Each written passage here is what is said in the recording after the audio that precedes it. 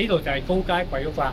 咁如果你睇個網站嘅介紹咧，我喺1993年咧就嚟過呢個整個相嘅。咁當然啦，93年就係佢未重建之前。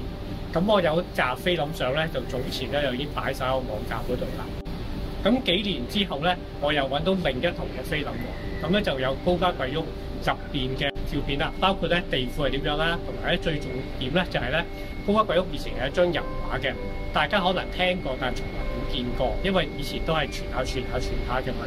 張油畫又話有幾個頭啊，又話翻到影咗啲嘢，又會唔見到啲嘢啊。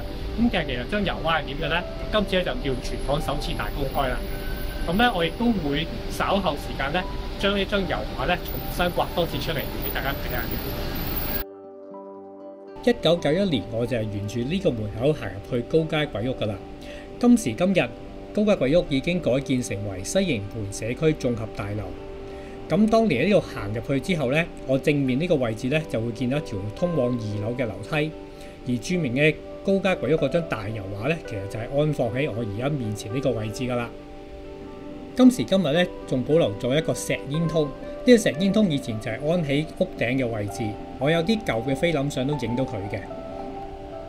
咁照片入邊左邊呢，就係剛才睇過嘅煙通，而右邊嗰個煙通其實都保留咗落嚟嘅，就擺咗喺而家停車場嘅門口，但係都冇資料版嘅喎。咁所以如果大家冇留意過煙通的話呢，其實呢一般都唔會留意擺咗喺呢度嘅。啱啱就係夾咗兩條柱中間，唔講都唔覺㗎。咁我擰住面咧，就會見到高街鬼屋嘅入口啦。咁但係咧呢度就有啲得意嘢睇嘅喎。咁嚟到呢個位置咧，向右邊望，咁會見到一條走廊。而家就封咗嘅，大家就唔可以入去。我就咧喺呢條走廊度就騎住一架車咁影嗰張相嘅。咁當其時咧呢度咧係一幅牆嚟嘅。咁去到重建之後咧，呢個位拆咗變翻原裝咁樣啦。咁其實呢個位咧，埲牆後邊嘅呢個位即係家企呢個位咧，其實係另一個入口咁啊入咗去。咁而家一模一樣係呈現翻呢樣嘢嘅。相比翻我嘅舊照片，而家睇到呢個天花已經整翻好晒啦。而個地下咧嗰啲街磚咧，都應該係全部換過新。以前咧啲街磚咧就唔係咁樣嘅，天花亦都係爛晒嘅。側邊嘅磚牆亦都係霉爛啦。咁綠色嘅門咧，基本上就已經係散晒㗎啦。如果大家有留意過高街鬼屋嘅結構咧，會發現一件幾得意嘅事嘅。嗱，而家我哋咧望到係三角形嗰個頂咧，咁咧就呢個三角形頂咧就唔係位於高街鬼屋嘅中間嘅喎，佢就係偏咗去我哋鏡頭嘅右邊嘅。如果我哋企喺而家嘅入口正面望住佢咧，就會發現咧左手邊咧係高啲嘅，右手邊係低啲嘅喎。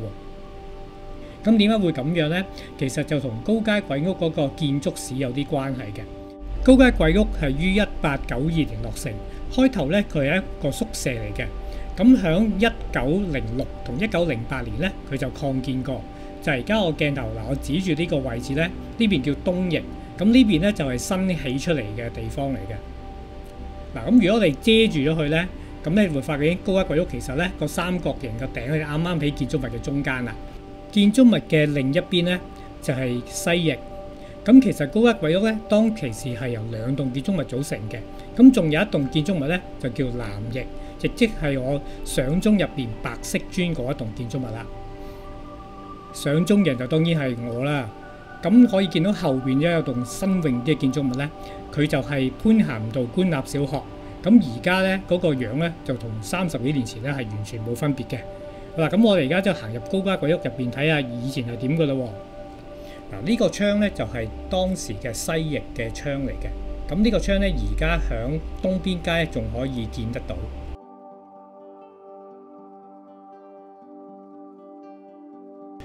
咁呢張咧就係傳奇嘅高街鬼屋油畫啦。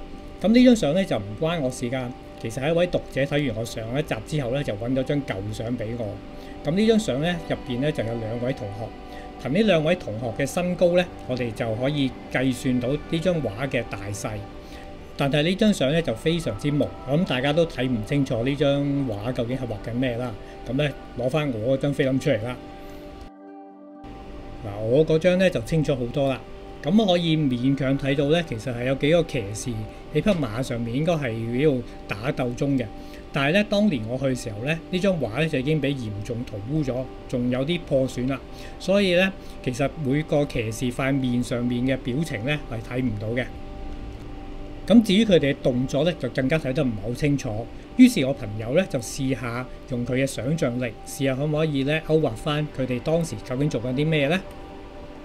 咁但係因為張相本身個解像力唔係太高，所以咧其實都唔係太確定究竟佢哋做緊乜嘢嘅。之後咧就借咗一部高解像嘅底片掃描器，然後將好多張底片咧掃描咗之後咧，合成咗一個非常之清晰嘅圖像。咁就係而家大家所睇到嘅呢一張啦。但係相入邊咧，俾白油同埋陽光遮咗嘅地方，始終都係睇唔到。咁呢個部分咧，就唯有靠我嘅想像力同埋查返啲藝術作品，參考下嗰個年代嘅畫究竟係點樣畫。咁而家就帶大家睇下成個創作過程啦。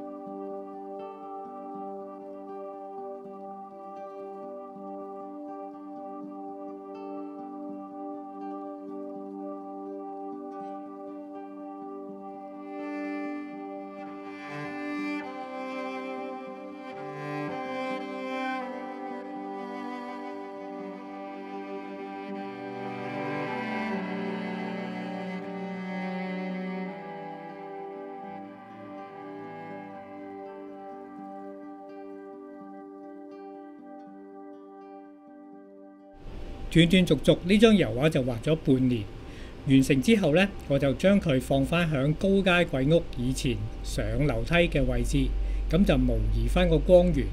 咁以前呢，我哋如果去高街鬼屋呢，就應該見到呢個情景嘅。咁大家睇完呢出影片之後呢，就記得睇埋我網站，就有更加詳盡關於高街鬼屋嘅故事。咁我喺文章入邊咧就提及過，1992年有一出電影叫《大迷信》，咁佢喺高街鬼屋入邊取景嘅。如果大家有興趣睇下《大迷信》嘅片段，留意下影片最後嘅連結，咁睇下可唔可以喺《大迷信》片段入邊揾得到高街油畫出嚟啦。咁我哋下集再見。